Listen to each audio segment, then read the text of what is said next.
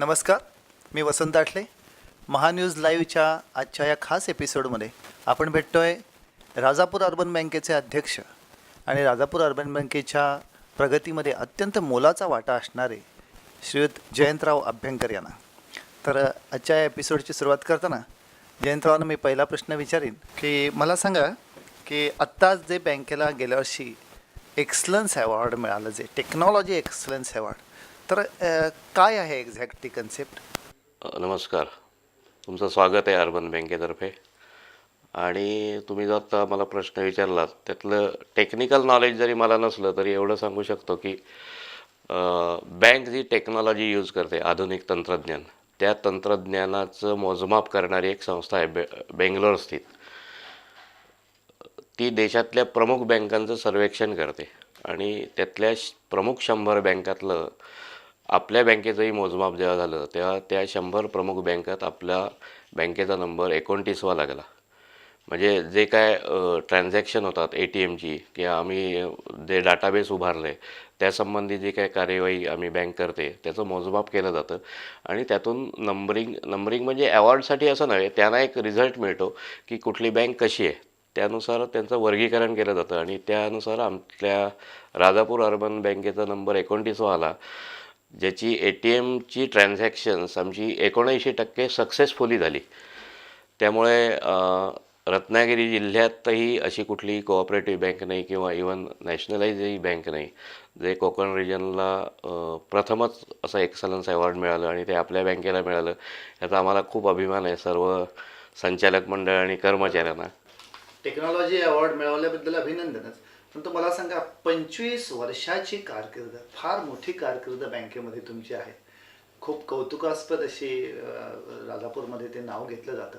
बँकेला वाहून टाकलेलं व्यक्तिमत्व असं म्हटलं जातं. तर मला सांगा की तुमची ह्या बँकेतली एंट्री मुळात कशी झाली? साधारण 90-91 म्हणजे 89 पासून बँकेला थोडी वाईट दिवस होते बँकेच्या दृष्टीने. तेव्हा असा एक सामान्य लोक आणि व्यापारी लोकांच्या मनात विचार आला की आपली बँक वाचली पाहिजे.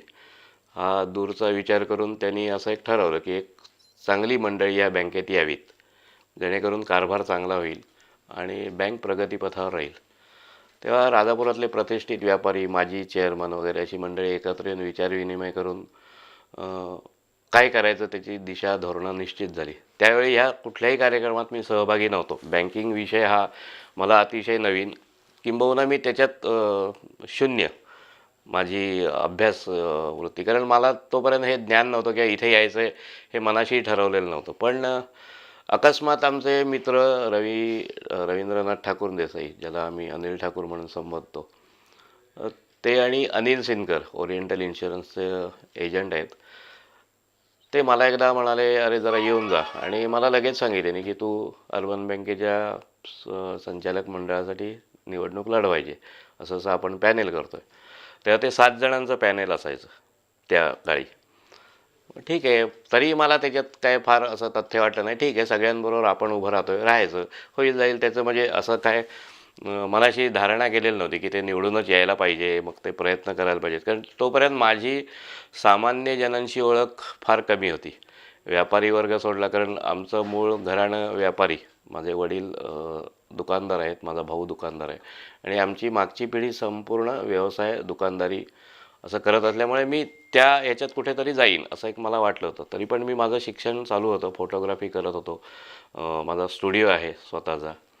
तर हे सगळं करत असताना असं एक क्षेत्र मिळालं की जिथे काहीतरी करूया, असं एक मला मग भावना निर्माण झाली. आणि सगळ्यांचं हे एकंदर बँकेच्या प्रती असलेली आवड किंवा काम करण्याची जिद्द बघून मग मला पण हुरूप आला आणि मग तेव्हापासून जे रुळलो ते रुळलो. आणि मग कसं आहे, निवडून येण्यात बऱ्याच जणांचे हातभार असतात.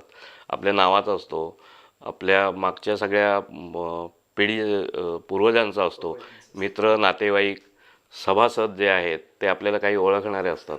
अशा सगळ्यांचा सामूहिक निर्णय म्हणून तो मी वेळोवेळी जेव्हा उभा राहत होतो तो निवडून येत होतो. आणि त्याच्यात एक आनंदाची आणि थोडीशी किनार निवडून येण्यात की मी एक मतानंच ती पहिली निवडणूक जिंकलो. एक मतान अशी घासाघासी करून निवडून आलो मी. आणि तेव्हापासून मी कार्यरत आहे. म्हणजे बँकेसाठी जे काय करायला पाहिजे आपल्या बुद्धीन किंवा दुसरा जे काय सांगतोय ते ऐकून त्याच्यात सुधारणा घडवून आणण्यासाठी जे काय प्रयत्न करायचे ते माझ्या वतीने मी खूप त्याच्यासाठी प्रयत्न करतो. पहिली निवडणूक एक मताने आणि नंतर प्रत्येक वेळेला सर्वात टॉपची मतं तुमच्याकडे आहेत. तर हे काही नुसतं घडत नाही ह्या गोष्टी. त्याच्यासाठी काहीतरी केलेलं असतं, त्याच्यासाठी काहीतरी योगदान असतं. तर मला सांगा हे कसं घडत गेलं की तुम्ही आलात त्यावेळची परिस्थिती आणि नंतरची आणि आता तुम्हाला पडणारी नंबर 1ने तुम्ही निवडून येताय. हो, कसं कसं घडत गेलं? नरसिंहराव पंतप्रधान असताना त्यांनी खुलं आर्थिक धोरण स्वीकारलं आणि बाजारपेठेत जगाच्या उतरायचं तेव्हा ह्या सगळ्या गोष्टी ओघाने आल्या. त्याला सहकार आणि बँक ही म्हणजे कुठे त्याच्यात अडचणीत आली नाही आणि मग आपल्या पद्धतीने बँका ज्या चालत होत्या त्याच्यावर थोडंसं नियंत्रण यायला लागलं. आता कोऑपरेटिव्ह बँकांवर सहकार खातं आणि रिझर्व्ह बँक असं दोघांचंही नियंत्रण असतं. त्याच्यात रिझर्व्ह बँकेचं फक्त इन्स्पेक्शन पुरतं मर्यादित होतं, पण सहकार खात्याचं फार त्याच्यात हे होतं. त्याच्यामुळे ह्या दोघांनाही गृहीत धरून किंवा त्यांना लक्षात ठेवून त्यांचे कायदे कानून त्यांचे नियम ह्या सगळ्यांना अधीन राहून बँक चालवायची कशी हे थोडीशी तारेवरची कसरत होऊ लागली होती. तरी पण त्यातून शेवटी काय आहे, सहकारी बँक चालवत असताना कायदा कानून आणि आपली माणुसकी किंवा सहकार हा जपायचा असेल तर थोडंसं माणुसकी किंवा तारतम्याची भूमिका घ्यायला लागते. काही गोष्टी अशा असतात की नियमाप्रमाणे सगळं करायला लागलं तर कुठलंच काम होणार नाही. तर थोडासा वे आऊट त्याच्यातनं काहीतरी करून माणुसकी धरून तारतम्य राखून आणि संस्थेला कुठल्याही प्रकारे हानी होणार नाही अशा पद्धतीने काम करण्याचं एक धोरण आम्ही आखलं होतं आणि ते सर्वांनी राबवलं. आणि मग झालं काय, त्यावेळी आमची कंडिशन म्हणजे बँक तशी फार मोठी नव्हती. आजच्या घडीला बँक 95 वर्षाची आहे. मी जेव्हा आलो तेव्हा अमृत महोत्सवही आपला 75ही व्हायची होती. तर तेव्हाही बँकेच्या ठेवी 21-22 कोटी होत्या आणि आजच्या घडीला त्या 129-30 कोटी आहेत. हे सगळं कसं होतं, आर्थिक बदल जेव्हा होत असतात तेव्हा लोकांनाही जाणवतं की आपल्यालाही त्याच्यात सहभाग असला पाहिजे. आपली कोऑपरेटिव्ह बँक आहे, आपल्या तालुक्याची बँक आहे, आपल्या जिल्ह्याची बँक आहे आणि आपली बँक आहे जी सर्वसामान्यांना वेळोवेळी उपयोगी पडली आहे. त्याच्यामुळे आपलाही त्याच्यावर एक देणं लागतो की बँक म्हणून आपल्याला जे काय करता येईल, ठेवणं असेल, आपल्याला कर्ज मर्यादित स्वरूपात हवं असेल तर ते घेणं, असे व्यवहार नंतर हळूहळू वाढत गेले. पूर्वी लोक कर्ज घ्यायचं म्हटलं तरी घाबरत असत की कर्ज नको बँकांचं, पण ती प्रथा हळूहळू मोडत चालली. कारण प्रत्येक गोष्टीसाठी आर्थिक विवंचनेत असणारा माणूस शेवटी कोणाच्या दारात येतो तर बँकेच्या दारात. आणि मग बँक कुठली तर आपली राजापूर अर्बन. कारण 1921 साली सुरू झालेली बँक, त्यावेळचे महारथी जे होते राजापुरातले स्थानिक डॉक्टर्स होते, वकील्स होते, व्यापारी होते, ही अशी सगळी मोठी मंडळी ह्या ह्याच्यात होती आणि त्यांनी एका जाणीवेतनं ही बँक सुरू केलेली होती की आपला उत्कर्ष नाही झाला तरी चालेल, पण आपला तळागाळात जो समाज आहे त्यांना कुठेतरी आर्थिक मदत देऊन त्यांचा स्तर उंचवायला पाहिजे आणि त्या भावनेतनं त्यांनी काम सुरू केले नाही. आणि अभिमान आणि मला आनंद अशासाठी होतो की त्या संस्थेत मी गेली 25 वर्ष चांगल्या प्रकारे काम करू शकतो. ही मला मिळालेली संधी आहे आणि त्या संधीचं काही आपण करू शकतो. चांगल्या प्रकारे केलं तर आपलं नाव होतं आणि या सगळ्या कामातूनच मला वाटतं की मी प्रत्येक निवडणूक जिंकत आलो आणि चांगल्या मताने मला निवडून लोकांनी दिलं. हा माझ्यावर म्हणण्यापेक्षा आमचं जे पॅनेल आहे त्याच्यावर दाखवलेला हा विश्वास आहे. त्याच्यामुळे हे सगळं चांगलंच आहे. आता 25 वर्षांची कारकीर्द, मला वाटतं ही तुमच्या अध्यक्षपदाची दुसरी टर्म आहे. तर ती पहिली टर्म साधारण कधी होती, आत्ताची टर्म चालू आहे, त्याच्यामध्ये एक्झॅक्ट काय चेंजेस बँकेमध्ये आले, महत्त्वाचे चेंजेस ते तुम्हाला ठळकपणे जाणवतात आणि त्याच्यामध्ये तुमचा कसा इनिशिएटिव्ह होता, कसा पुढाकार होता? सहकार पॅनेलचीच नेहमीप्रमाणे निर्मिती होऊन एकमतानं माझी निवड झाली यावेळेला. गेल्या टर्ममध्ये सुद्धा किंवा त्याच्याही गेल्या टर्ममध्ये मला चेअरमन पदाची ही होती, संधी होती. पण माझ्या मनाशी एक मी विचार करतो की आपली खरोखर कुवत आहे का, आपली लायकी तिथे आहे का. शेवटी काय आहे, मी ज्या संस्थेचं प्रतिनिधित्व करतो त्या संस्थेला आपल्यामुळे किंवा आपण ज्या खुर्चीत बसणार आहोत त्याने कमीपणा येऊ नये किंवा असं वाटू नये लोकांना, अरे हे चेअरमन झाले काय, हां असं ते होऊ नये. काहीतरी एक भारदस्तपणा त्या याच्यात असावा किंवा लोकांनी हां, ठीक आहे, तू व्हायला पाहिजे असं म्हटलं पाहिजे. तेव्हा आपण ते स्वीकारल्याला मजा असते. रेसमध्ये राहून मला ते व्हायचं आहे असं करण्यापेक्षा मी तेव्हा वेळोवेळी माझ्यावर जेव्हा वेळ आली चेअरमन किंवा उपाध्यक्षपदाची, तेव्हा मी वेळोवेळी दुसऱ्यांनाही तुम्ही व्हा म्हणून सांगून त्यांना ते दिलं. याचं कारण असं की माझी तोपर्यंत अशी माझ्या मनालाच खात्री नव्हती की मी तिथे बसल्यावर या गोष्टीला न्याय देऊ शकतो की नाही. आणि थोडासा माझा अभ्यास कमी होता म्हणा किंवा मी इतर बँकांचं फार निरीक्षण केलेलं नव्हतं, कशी लोकं वावरतात अधिकारी मंडळी किंवा पदाधिकारी. ह्याचं माझ्याकडे काही नसल्यामुळे मी थोडासा घाबरत पण होतो की नाही म्हटलं तरी बँक म्हणजे काय असं दुकान नव्हे. ते चालवायचं आहे मी कॅशियरवर म्हणून बसलो पैसे घेतो आहे असं काही ते नसतं. तर ह्या सगळ्यांना एकजिन्सीपणाने ठेवणं, कर्मचारी अधिक पदाधिकारी यांचं एकत्र मेतकूट जमवणं हे जे काय आहे ना, ही कसरत असते आणि ते सांभाळता येईल की नाही याच्याबद्दल मला शंका होती. कारण प्रत्येकाचे स्वभाव वेगवेगळे असतात, प्रत्येकाची कार्यपद्धती वेगळी असते आणि मग आपलं पण काहीतरी त्याच्यात वेगळेपण असं दाखवायचं झालं की मग तो तिढा वाढू शकतो किंवा एकमेकांबद्दल गैरसमज पसरू शकतात. ते होऊ नये आणि सगळ्यांनी एकोप्याने जर काम केलं तर अधिक सुटसुटीत आणि चांगलं त्याचे रिझल्ट्स चांगले मिळतात. या भावनेतनं ते मी नाकारत गेलो. पण सगळ्यांचा त्यावेळेला आग्रह झाला की तुम्हीच स्वीकारा. त्यामुळे त्या मागच्या टर्मला मी स्वीकारलं. पण तेव्हापासून आजपर्यंत गेल्या 8 वर्षात म्हणजे मी जेव्हा चेअरमन झालो त्याच्या एक 6 महिने अगोदर आमचे CEO जे आहेत शेखर कुमार अहिरे ते रुजू झाले. त्यांची आम्ही मुलाखत घेतली आणि त्यांना अपॉइंटमेंट लेटर दिलं. कारण संचालक मंडळालाच त्या काळी अजूनही अधिकार आहेत. CEO पद जे आहे ते संचालक मंडळ डायरेक्ट भरती करू शकते असा आमचा एक कायदा आणि नियम आहे. त्याला अनुसरून आम्ही वेळोवेळी जाहिराती प्रसिद्ध करून करत होतो प्रयत्न, पण यश आलं नाही. पण त्या दरम्यान 2007 सालीच्या जानेवारी महिन्यात शेखर कुमार अहिरे जे गोरेगाव अर्बनला अकाउंट्स ऑफिसर म्हणून काम करत होते, अशा दोघा तिघांची मुलाखत घेतली आणि अहिरे साहेबांचं सिलेक्शन झालं आणि नेक्स्ट इयरला मी चेअरमन झालो. त्याच्यामुळे यंग जनरेशन त्याच्यात आमचे अनुभव आणि त्यांची काम करण्याची धडाडी वृत्ती ही अशी मिळून आली आणि तेव्हापासून जो बँकेचा आलेख उंचावत गेला तो आज तागायत आहे आणि ह्याच्यापुढेही तो कायम ठेवण्याचा आमचा कायम प्रयत्न राहणार. साहेब, बँकेकडनं थोडा फोकस आपण बदलूया. एक व्यापारी आणि एक सामाजिक क्षेत्रातलं वावरणारं सतत व्यक्तिमत्व, राजापूरकरांना अतिशय परिचित व्यक्तिमत्व. तर मला सांगा, आणखी कोणकोणत्या संस्थांशी आपला संबंध आहे? आणखी कुठच्या संस्थांमध्ये आपण काम करताय? कोणत्या जबाबदाऱ्या आपण भूषवताय सध्या? अर्बन बँकेची ज्या निवडणूक झाली त्याच्यानंतर काही कालावधीतच राजापूर नगर वाचनालय म्हणून जी एक संस्था आहे, नगर वाचनालय जे 150 वर्ष जुनं आहे, तिथेही कार्यकारी मंडळ नवीन हे करण्याचा एक लोकांचा विचार होता. जुनी माणसं थोडीशी वयस्कर झाल्यामुळे कामाच्या रेट्यामुळे त्यांना कामं थोडासा ताण पडत होता. त्याच्यामुळे मग ठरवून असं ते झालं आणि तिथेसुद्धा इलेक्शन न होता जनरल सभेतनं माणसं निवडून देतात आणि तसा नियुक्त मी झालो आणि संचालक म्हणून तेव्हा 92 सालापासून ते आजतागायत तिथेही काम माझं काही प्रमाणात. खरं म्हणाल तर तिथे माझं फार लक्ष नसतं अशासाठी की तिथे धुरीण आहेत या नगर वाचनालय या संबंधित असणारी माणसं तिथे काम करतात. त्याच्यामुळे त्या मिटिंगला हजर असतो पण एरवी फार भाग कमी असतो. तो जो मी वेळ काढतो तो बँकेत असतो, त्याच्यामुळे फार वेळ तिथे मी नाही देऊ शकत. मला वाटतं ह्याहीपेक्षा आणखी एखाद्या संस्थेचे सध्या तुम्ही अध्यक्षपद मला वाटतं आता भूषवताय, त्याविषयी थोडंसं सांगितलं तर बरं होईल. लक्ष्मीनारायण आणि गणपती देवस्थान आहे, तिथल्या ट्रस्टी मंडळीवर मी काम केलेलं आहे 3 वर्ष आणि त्यानंतर आता रिसेंटली आपल्या राजापूर तालुक्याची ब्राह्मण सभा मंडळ म्हणजे रजिस्टर संस्था आहे चॅरिटी कमिशनरकडे. तर पूर्वीची जी मंडळी होती तीही वयस्कर झाल्यामुळे कालांतराने 3-3 वर्षांनी त्यांच्या निवडणुका होतात आणि मग असा विचार आला की त्यातल्या जुन्या मंडळींनी मला काही विचारणा केली नाही की तुम्ही अध्यक्ष व्हाल का. म्हणजे डायरेक्ट असंच विचारलं की तुम्ही अध्यक्ष व्हाल का.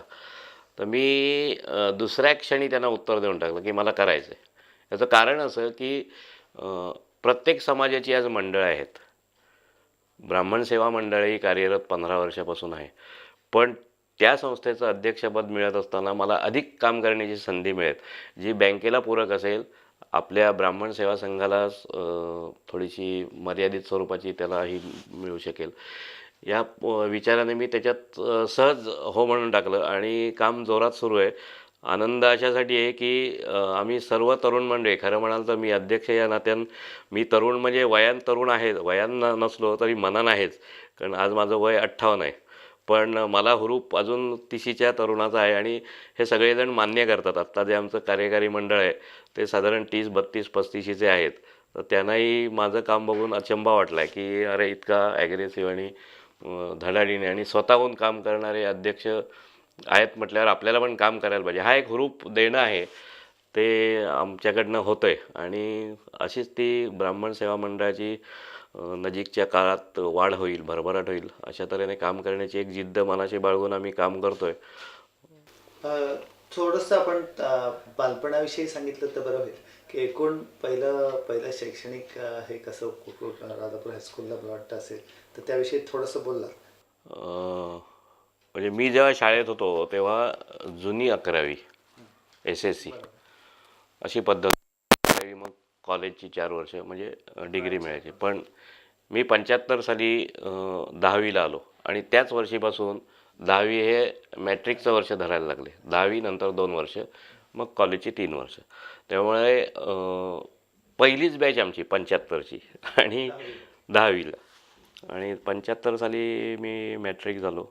त्यानंतर 2 वर्ष कॉलेज शिक्षण रत्नागिरीत केलं आणि शिक्षणात फार रस नव्हता. नव्हता म्हणण्यापेक्षा पूर्वीचे जे जे एक संस्कार होते, एकत्रपणा होता, ते आम्ही बाहेर राहिल्यामुळे कुठेतरी असं घराकडे ओढ, मग तिकडेच लक्ष, मग बाकीकडे दुर्लक्ष असं ते व्हायचं आणि मग त्यातून जे काय व्हायचं ते झालं. त्याच्यामुळे शिक्षण अर्धवट पडलं आणि मग काहीतरी उद्योग व्यवसाय स्वतःचाच करायचा. आपण ह्या आपल्या वडिलांच्या धंद्यात त्याच्यात सहभागी व्हायचं नाही का, आपण आपल्या पायावर उभं राहायचं अशी एक तळमळ होती. हे करायचं आपण. तर त्या दृष्टीने मग माझे एक आजोबा आहेत, आईचे मामा बेडेकर म्हणून, ज्यांचं हैदराबादला मोठी सॅनिटरी वेअर्सची फॅक्टरी आहे, डी जनार्दन अँड कंपनी. ते आजोबा आणि आजी पुण्यात येऊन स्थायिक राहिले आणि त्यांना जवळ कोणतरी असा एक बाळगणं टाईप हवा होता. तर मला म्हणाले, अरे तू ये आमच्याकडे, मी तुझं सगळं हे बघतो आणि तुला ॲडमिशन जिथे पाहिजे तिथे तो. म्हणून मी फिल्म अँड टेलिव्हिजन इन्स्टिट्यूटलाही प्रयत्न त्या काळी केले. दरम्यान काय झालं, त्यांच्या ॲडमिशन्स वगैरे होऊन गेल्या आणि मग आम्ही तिथे पोचलो. त्याच्यामुळे ते काही झालं नाही. पण आजोबांनी हे सोडलं नाही. आजोबा म्हणाले, तू अरे ते स्टील फोटोग्राफी कर, तुला स्टुडिओ स्वतःचा सुरू करता येईल. मग ही आयडिया खरी त्यांची, की ते मला म्हणाले की असं असं तुला एक धंदा म्हणून करता येईल. मग ते फोटोग्राफीचं, स्टील फोटोग्राफीचं शिक्षण घेतलं 1.5 वर्ष. तिथून मी राजापूरला आलो. राजापूरला माझा स्वतःचा स्टुडिओ सुरू केला. ते एक 2-4 वर्ष चालवला. दरम्यान माझ्या वडिलांनाही उद्योगप्रियता प्रचंड, म्हणजे वेळेचा उपयोग कसा करावा उद्योगात, ते त्यांच्याकडनं शिकलो आम्ही. की कुठलाही एक क्षण त्यांनी असा विनाकारण बसून किंवा गप्पा मारत घालवलेला नाही. सदा कामात व्यग्र. तर ते एक मनाशी होतं की अरे आपण पण काहीतरी करायला पाहिजे. आणि मग वडील मला म्हणाले, अरे आपण ते लॉज सुरू करतोय राजापूरला, भाडेतत्त्वावर आहे, ते तू सांभाळायचं. तिथे फोटोग्राफी तिथे बसून करणार, ती तिथे बसूनही करू शकतो. तसं ते मी लॉज या व्यवसायात शिरलो. ते साधारण 1987 ते 95 असा आमचा करार होता. ते 95पर्यंत चालवलं आणि 87-88ला लॉज सुरू केल्या केल्याच अशी एक घटना घडली की त्या काळी राजापुरात टुरिस्ट हा व्यवसाय नव्हता. 1-2 जणांच्या गाड्या होत्या आणि लोक जी काय फिरायची, मौज मजा करायला बाहेर जायची, ती या 2 गाड्यांवर सीमित. मग असा एक विचार आला की आपण पण हे सुरू करावं. म्हणून आमचे जे लॉजचे मालक होते, त्यांचा मुलगा जो वयाने माझ्यापेक्षा खूप लहान, तो मला म्हणाला, अरे आपण हे असं सुरू करूया काय, आपण गाडी घेऊया दोघात मिळून. ठीक आहे म्हटलं, घेऊया. चालवणार कोण, तर मी चालवू शकतो हे त्याला माहिती होतं. तसा तो व्यवसाय सुरू झाला आणि मग तोच माझी ओळख म्हणण्यापेक्षा मी प्रत्येकाला ओळखत होतो, प्रत्येकजण मला ओळखत होतं आणि मध्ये जे अंडरस्टँडिंग होतं ते खूप चांगलं होतं. त्याच्यामुळे माझा व्यवसाय हा टुरिस्ट असून मला त्यातली म्हणजे मी कधी फार फिरलेलाही नव्हतो. पण तेव्हा पहिली गाडी घेतली आणि पहिला प्रवास माझा राजापूर ते कन्याकुमारी असं 17 दिवसांची टूर आम्ही केली. त्याच्याबरोबर माझा एक मित्र पण होता, त्याचीही गाडी होती. दोघांच्याही तेव्हा गाड्या नवीन होत्या. म्हणजे गाडी घेतल्या घेतल्या 8 दिवसात आम्ही कन्याकुमारीला जाऊन आलो. 17 दिवसांचा प्रवास आणि अतिशय सुरेख प्रवास झाला. वेगवेगळी 40 ठिकाणं आम्ही बघून आलो. म्हणजे मला थोडा अनुभव मिळाला आणि तेव्हापासून ह्या धंद्यात आहेच, आजतागायत आहे. म्हणजे बँकेत जरी मी चेअरमन असलो तरी गाडीला भाडं असलं तर मग मी ते प्राधान्यक्रम देतो, कारण शेवटी त्याच्यावर आमचं कुटुंब अवलंबून असल्यामुळे त्याला आम्ही फाटा दिलेला नाही. FTIचा आता तुम्ही उल्लेख केला. मला वाटतं तिथे तुम्हाला प्रवेश नाही मिळाला, पण मला वाटतं तुम्ही नाट्यक्षेत्रात इकडे खूप वावरलात. तर त्याविषयी काही सांगितलं राजापूरला ह्या चळवळीमध्ये तुमचं योगदान आहे, तर त्याविषयी काही सांगितलं?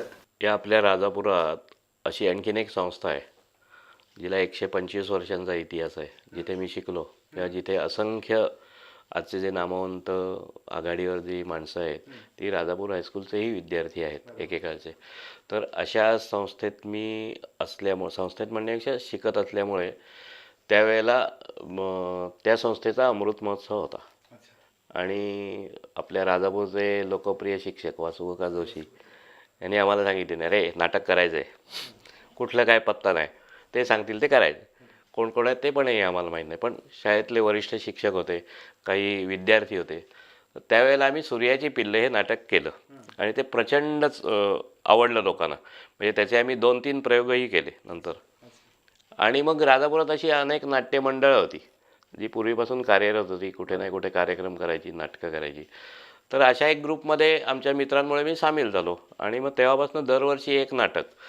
त्याच्यात आवर्जून नाव घ्यायला लागेल सुधाकर बेहरे म्हणून, मूळ सावंतवाडीचे पण नोकरीनिमित्त ते राजापुरात होते, मग रत्नागिरीत गेले.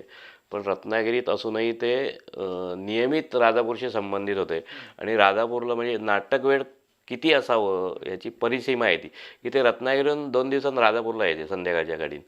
नाटकाच्या रिहर्सल्स वगैरे व्हायच्या त्या दिवसात, 2 दिवसात, आणि मग ते परत रत्नागिरीला कामावर रुजू व्हायचे. असे 2-3 महिने सलग तालमा होऊन मग शेवटी त्याचा रंगीत तालीम होऊन आम्ही प्रयोग करायचे. असे 4-2 नाटकं तरी आम्ही वार्षिक केली. त्याचे प्रयोग 2-4 ठिकाणी करत असू तालुक्यात. आणि लोकांच्यात एक होतं की रे हे माणसं आहेत ना, नाटक बघायला जायला हरकत नाही, अशा स्वरूपाचं ते होतं. आणि मग एकांकिका स्पर्धा होत्या, त्याच्यातही एकदा भाग घेतला. गणेशोत्सव मंडळ जे आहे असंच जुनं राजापुरातलं आहे, तिथेही सार्वजनिक जे उत्सव होतात, कार्यक्रम होतात दर दिवशी, त्याच्यातही काही वेळेला आम्ही भाग घेतलेला होता. या टप्प्यावर पण पोचल्यानंतर आता बँकेचे अध्यक्ष आहात, बँकही खूप टॉपला आत्ता आहे, परफॉर्मन्स खूपच सतत नाव घेतलं जातं बँकेचा वेळ. सार्वजनिक जीवनात वावरत असताना मुळात आपल्या घरात कसं आहे आपण वावरतो याला खूप महत्त्व आहे, कारण त्याचं रिफ्लेक्शन समाजात किंवा समाजात वावरताना होत असतं. त्याच्यामुळे आमच्या कुटुंबाची एक बैठकच अशी आहे की सचोटीने काही करायचं ते सचोटीने करायचं. कुठल्याही समोरच्या व्यक्तीचा फायदा न घेता, त्याचा गैरफायदा न करून घेता आपण वावरायला पाहिजे. कुठलाही व्यवहार असो, आपलं दुकान असो, आपलं कुठलाही उद्योग असो किंवा सामाजिक जीवनातही वावरताना आपण सचोटीनंच वागायला पाहिजे. तरच आपण काही चांगलं कमावू शकतो, लोकांच्या प्रती आपण उतराई होऊ शकतो, लोक आपल्याला लक्षात ठेवतात. त्या भावनेतनं आमचं कुटुंब आहे, माझे वडील आणि माझा मोठा भाऊ प्रमोद अभ्यंकर, म्हणजे जो आज दुकान चालवतो, आज 40 वर्ष झाली, की तो माझ्यासमोर असतो, तो कसा वागतोय. मग त्याच्या नावाला किंवा आपल्या कुटुंबाला किंवा आपल्या वाडवडिलांना आपल्यामुळे त्रास होऊ नये किंवा कलंक लागू नये ह्याची काळजी आम्ही पदोपदी आमच्या वावरत असताना ती मनात येते. आणि त्याच्यामुळे वावगं आमच्याकडनं वाग हे होत नाही.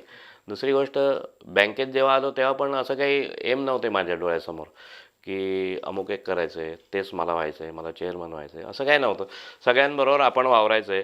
तेव्हाची जी सिनियर्स मंडळी होती ती आपल्या परीने आपल्या बुद्धीने काम करतच होती. आपण सहकार्य करायचं, विनाकारण तक्रारी करून किंवा तक्रार करण्यासाठी आपली तेवढी कुवत पाहिजे. आपण जे विषय मांडणार आहोत त्याचा अभ्यास पाहिजे. मग तो अभ्यासच चालू असताना आपण तक्रारी करणं, एखादी गोष्ट नाही झाली असं म्हणणं चुकीचं आहे. त्याच्यामुळे वरिष्ठांचं किंवा आपले नेते मंडळींचं ऐकत जायचं, ते सांगतील ते काम करायचं.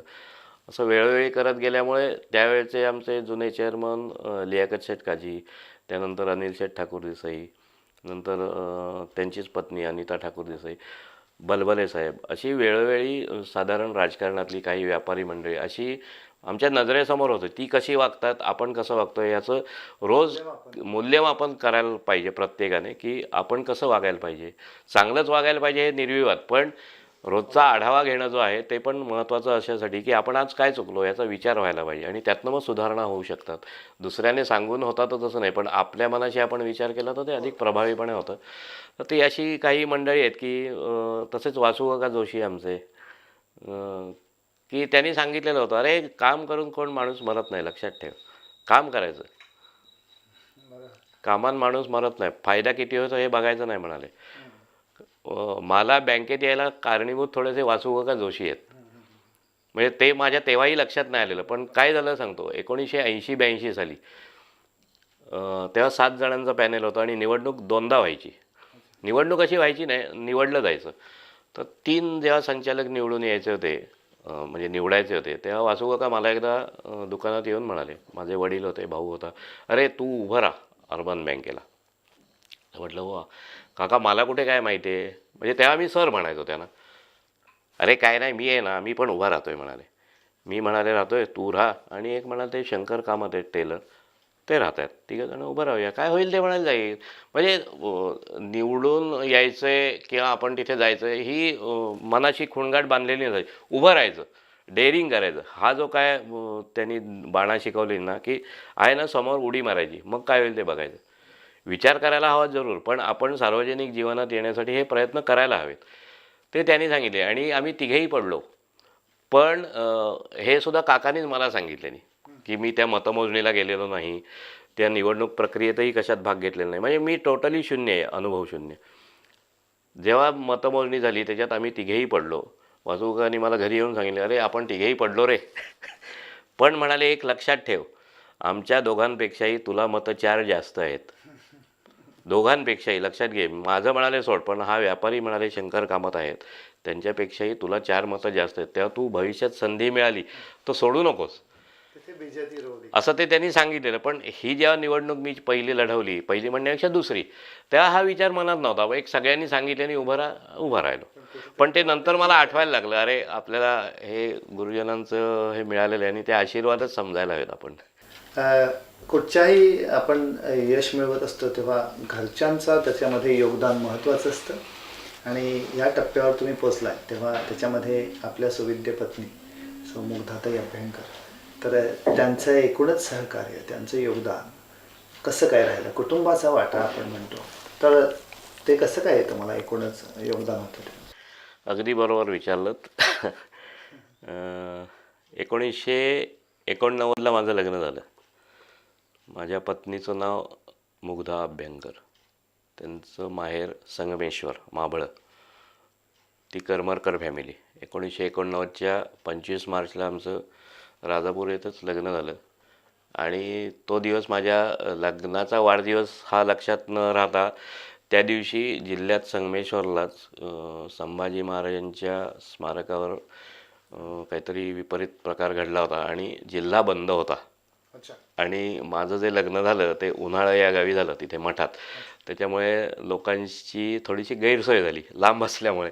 त्याच्यामुळे तो दिवस माझ्या खूप लक्षात आहे. तरी पण त्या लग्नाला प्रचंड माणसं उपस्थित होती. आणि 91 साली मी बँकेत आलो. 89 साली माझा टुरिस्टचा व्यवसाय सुरू केला. हे म्हणजे आमच्या घरी हे मी सांगितलेलं नाही, मी हे आता करतो आहे. हे आमच्या वडिलांनाही मी सांगितलेलं नाही. केलं की मी सांगत होतो की मी गाडी घेतली आहे, मी अशा धंद्यासाठी गाडी घेतली. तसंच बायकोलाही सांगितलं, मी गाडी धंदा म्हणजे आता ते करतो आहे. निवडणुकीतही तिला विचारून मी उभा राहिलेलं नाही. एक माझं मत आणि सगळ्यांनी मला पाठिंबा दिल्याने त्याच्यावर. पण तेव्हापासून आजतागायत मला तिने असं कधीही जाणवू दिलेलं नाही की काय तुम्ही बँकेत आहात, अमुक आहात, तमुक आहात, मग तुम्ही घरी काय करत नाही, असं काय तिने कधी म्हटलेलं नाही. पण प्रचंड पाठिंबा असतो. तीही तिच्या सोसायटी, म्हणजे ती आता नोकरी करते जिल्हा परिषद आरोग्य खात्यात, तिलाही मी एकदा प्रोत्साहन देऊन त्यांची जी सोसायटी आहे तिथेही म्हटलं तू उभी राहा. आणि ती तेव्हा निवडून आलेली होती.